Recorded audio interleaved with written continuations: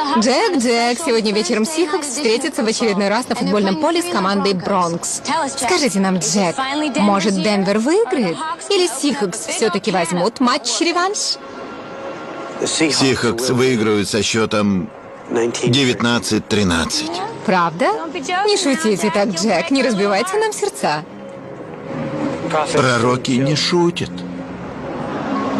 Ну хорошо. Еще какие-нибудь сенсационные предсказания? Завтра утром пройдет град. Но местные метеорологи обещали нам безоблачное небо. Может, вам стоит перенастроить частоту, Джек? Сколько вам лет? Может, вы уже не так хорошо слышите голос Господа, как раньше? Я слышу его. Он громкий и ясный.